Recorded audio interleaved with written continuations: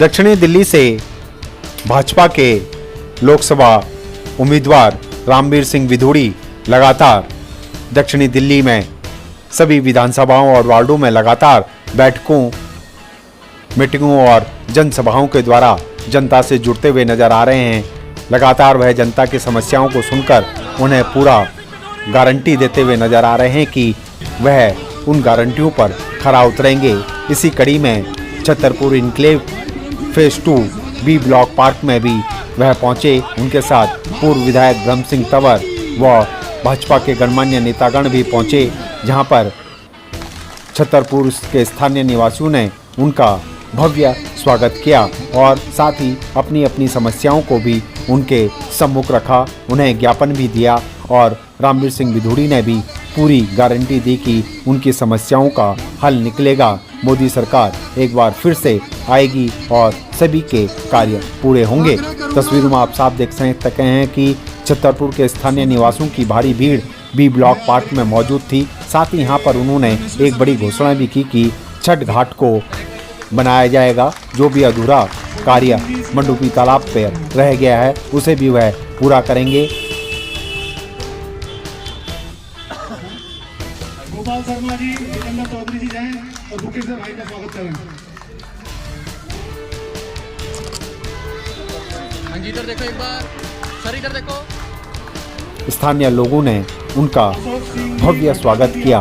तस्वीरों में आप साफ देख सकते हैं कि क्षेत्र के गणमान्य लोग, बुद्धिजीवी व समाज सेवियों के साथ साथ पूर्वांचल समाज के लोग भी यहाँ पर उन्हें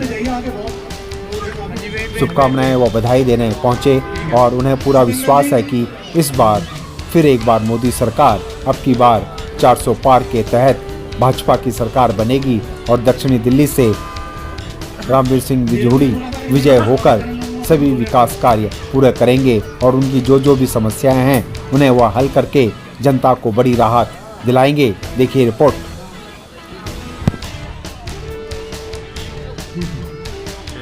मैं संतोष जी से आग्रह करूंगा, संतोष यादव जी से आग्रह करूंगा कि श्री रामवीर सिंह विधूड़ी जी का स्वागत करें। जितेंद्र चौधरी जी से भी आग्रह करूंगा श्री रामवीर सिंह। छतरपुर इनक्लेव के स्थानीय निवासियों ने राजेंद्र जी से भी आग्रह रामवीर सिंह विधूड़ी और वह पूर्व विधायक चौधरी ब्रह्म सिंह तंवर का भव्य स्वागत किया और उन्हें विश्वास है कि जो गारंटी उन्होंने दी है वह जरूर पूरी होंगी, क्योंकि 69 कॉलोनीज़ का जो मुद्दा है वह समय समय पर रामवीर सिंह विधूड़ी उठाते आ रहे हैं और सभी मंचों से सभी जनता को आश्वासन दे रहे हैं कि वह कॉलोनियाँ पास होंगी। लोगों को भी उम्मीद है। साथ ही यहाँ पर और भी कई समस्याओं को रखा गया, उन्हें भी पूरा करने का पूरा आश्वासन उन्हें मिला है। आप तस्वीरों में साफ देख सकते हैं कि जनता में बड़ा जोश व उत्साह साफ देखा जा रहा है। हर कोई उन्हें गुलदस्ता व मालाएं देकर सम्मान देता हुआ नजर आ रहा है और उन्हें पूरी उम्मीद है कि इस बार फिर से कमल खिलेगा और क्षेत्र का और दक्षिणी दिल्ली का विकास होगा। स्वागत संपन्न होने के बाद ब्रह्म सिंह तंवर जी का स्वागत करें। हाँ जी, इधर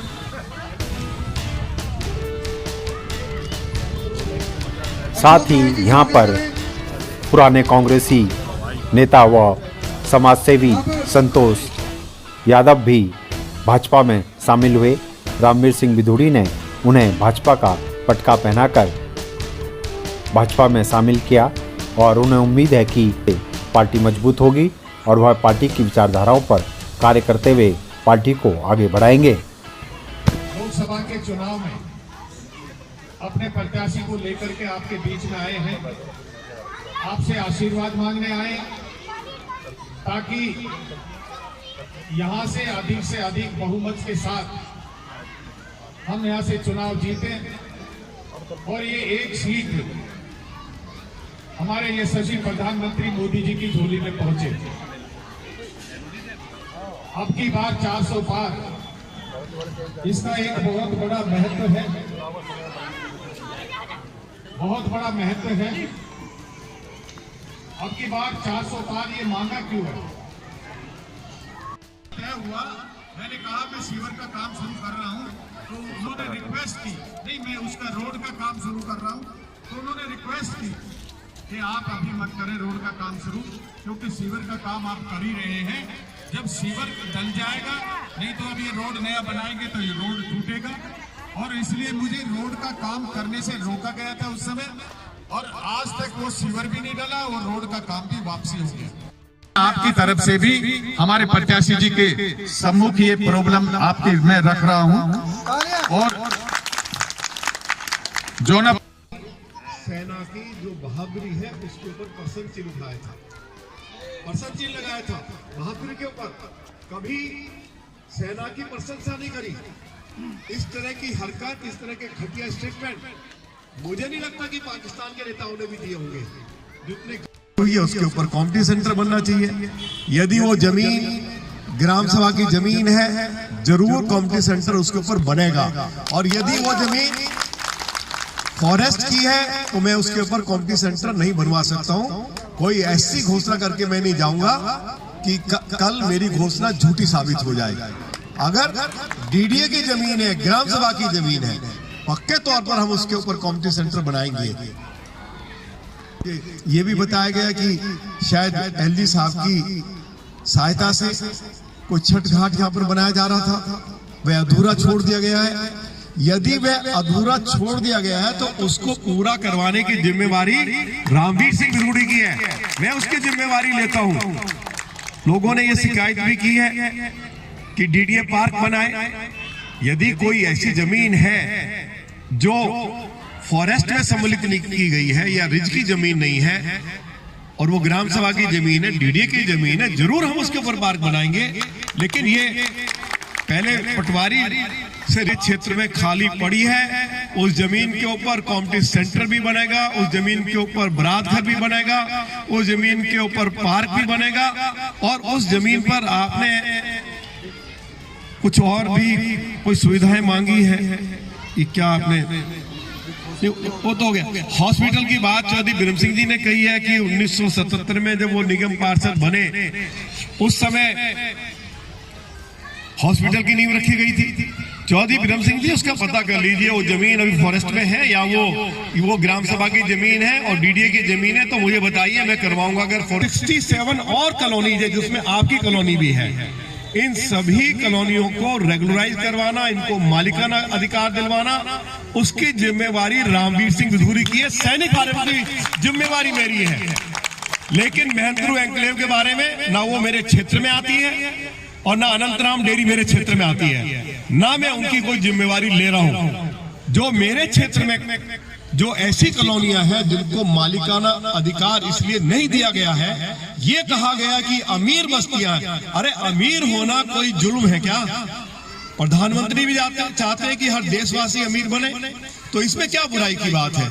अगर ये क्राइटेरिया रखा तो ये हमें स्वीकार नहीं है। हम इस बारे में दर्जनों बार मैंने किया गया ये कहकर कि अमीर बस्तियां हैं, हमें इनको भी मालिकाना अधिकार देना है, और मालिकाना अधिकार दिलवाने का काम रामवीर सिंह विधूड़ी का होगा जो मेरे क्षेत्र में है। उनको मालिकाना अधिकार में दिलवाऊंगा।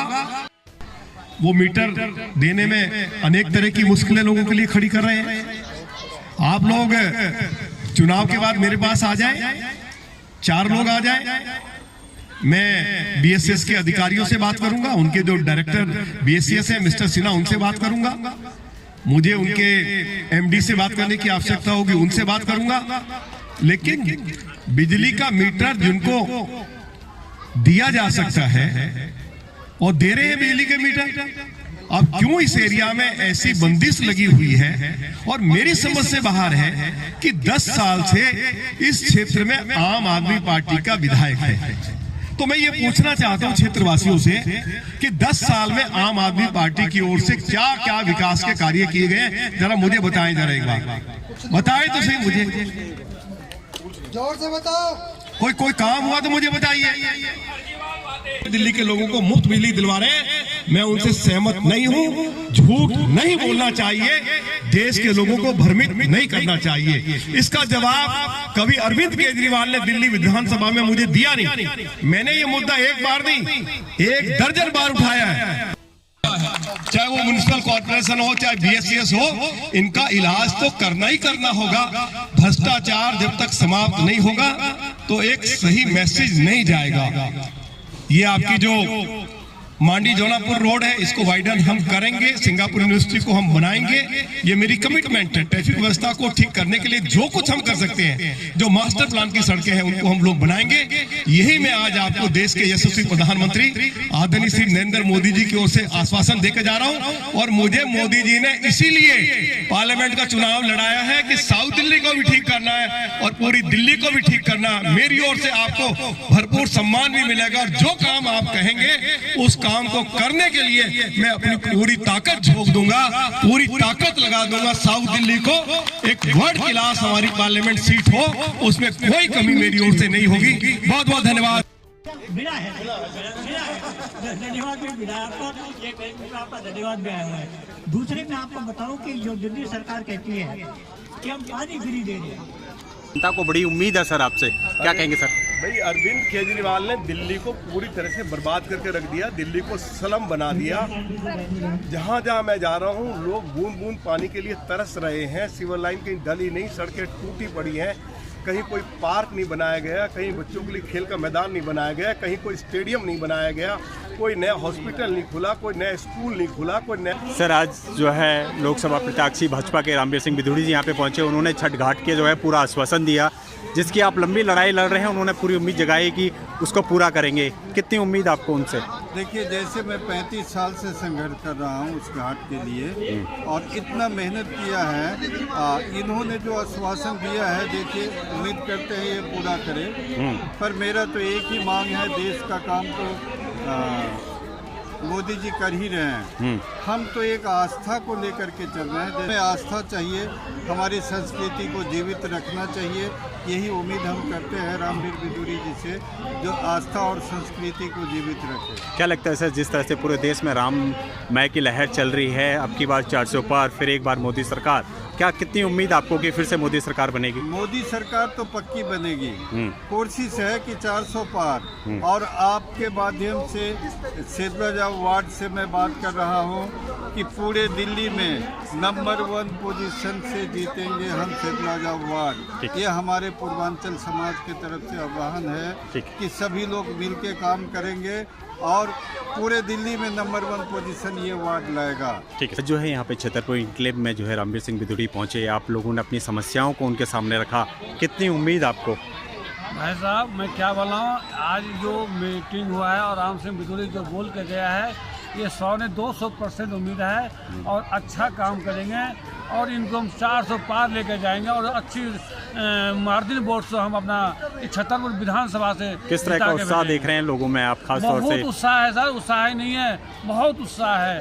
और जब से इनकी टिकट दिया गया है तब से और भी लोगों का उत्साह दुगुनी हो गई है। यानी पूरी उम्मीद है। सर अपना नाम बता दीजिए। नागेंद्र कुमार। आज के पक्ष में जो है यहाँ पे उन्होंने आपको कई आश्वासन भी दिए, कितनी उम्मीद उनसे आपको? काफ़ी उम्मीद है जी, उन्होंने जो भी कहा है मुझे पक्का विश्वास है कि पूर्णतः इस उम्मीद पर खरे उतरेंगे। खासतौर से 69 कॉलोनीज और जो यहाँ की समस्याएं हैं, बात जो मुद्दा कही, बिजली के मीटर के बारे में जो कहा, उन्होंने ये सब चीज़ें बिल्कुल पूरा करेंगे और हमें पूरा आत्मविश्वास है कि इस काम को सफलतापूर्वक करेंगे और ये काफ़ी अच्छे बहुमत से भी जीतेंगे और काफ़ी अच्छा उम्मीद है इनसे हमें। जिस तरह से पूर्वांचल समाज एकजुट हुआ है, बिल्कुल। हम और छठ घाट के लिए, जिस तरह से छठ घाट के लिए बोला गया, छठ घाट के लिए भी बोला गया है, उन्होंने अस्पताल के लिए भी बोला, उन्होंने PDA पार्क के लिए भी बोला, उन्होंने इसमें काम हो रहा है और विकास हो रहा है। फिर आदरणीय यहाँ से जो रामवीर सिंह विधूड़ी जी हैं, उनको मैं काफ़ी टाइम से पहले भी उनको जानता हूँ, शायद वो हुआ तो। और जो हमारे यहाँ के विधायक हैं चौधरी ब्रह्म सिंह जी हैं, उनके कारण मैंने, और ये भाई हमारे दीपक परासर जी हैं, इन सबके सहयोग ने और सब ने मुझे प्रेरित किया कि आप भारतीय जनता पार्टी ज्वाइन करो और काम करो पार्टी के लिए। क्या लगता है आपकी बार 400 बार, फिर एक बार मोदी सरकार? सर बिल्कुल होगा, उम्मीद है, क्योंकि अब है कौन विकल्प? मोदी जी के अलावा विकल्प कौन है देश के अंदर? विकल्प कोई है ही नहीं। यानी आप भी कोई तरह से जो है चुनाव में भाजपा के साथ बिल्कुल लगेंगे और बिल्कुल जहाँ घुस गए वहाँ तो लगना ही पड़ेगा। सीधी बात है, काम करेंगे, पार्टी की निष्ठा से काम करेंगे और ये सम्मान देंगे। ठीक। धन्यवाद आपका बहुत। लगातार जो है उनकी सभाएं हो रही है रणबीर सिंह विधूड़ी जी की, उनको भारी समर्थन मिलता हुआ दिख रहा है। RWR स्थानीय लोग भी अपनी समस्याओं को उनके सामने रख रहे हैं, तो कितनी उम्मीद आपको लोगों को कि रणबीर सिंह विधूड़ी इन सब की समस्याओं का हल करेंगे? देखिए, जो विश्वास बनता है ना, काम करने से बनता है, और जो रणबीर सिंह विधूड़ी जी का इतिहास रहा है वो बहुत ही सुंदर और स्वाभिमान वाला रहा है। उन्होंने अपने क्षेत्र में जहाँ के वो विधायक है अनगिनत कार्य कराए, और आपके विधानसभा में भी उनको नंबर 1 विधायक का अवार्ड मिला था। उससे जल्दी अपना सारा फंड काम में लगाया और लोगों को सुविधाएं दी। जिस तरह से उनका जो है 50 साल से भी ज़्यादा लंबा सफ़र है, बहुत अनुभव है उनको, क्या लगता है विपक्ष का जो उम्मीदवार है श्रीराम पहलवान, गठबंधन कहीं टिकते हैं उनके सामने? देखिए, एक लोकसभा प्रत्याशी में जो चीज़ होनी चाहिए वो रणबीर सिंह विधूड़ी में बिल्कुल निश्चित है। एक एजुकेटेड उम्मीदवार हैं, दूसरा उन्होंने काम किया है समाज के बीच में और निरंतर करते रहे हैं। वो पहली बार नहीं, कम से कम 4 बार तो विधायक भी रह चुके हैं। तो जो व्यक्ति इतने दिनों से काम कर रहा है जनता के बीच में, वो डेफिनेटली जीते। कितनी उम्मीद अब आपको, और क्या कहेंगे सभी से? मैं ये कहता हूँ कि मेरे को ऐसा लगता है पूरी दिल्ली में जो सबसे ज़्यादा मतों से सीट जीतने वाली है वो साउथ दिल्ली लोकसभा सीट जीतने वाली है, क्योंकि इसमें मोदी जी का तो इफेक्ट है ही है, और साथ में प्रत्याशी इतना अच्छा, इतना स्ट्रॉन्ग मिला है कि साउथ दिल्ली में और कोई नहीं टिकता उनके सामने। ठीक है।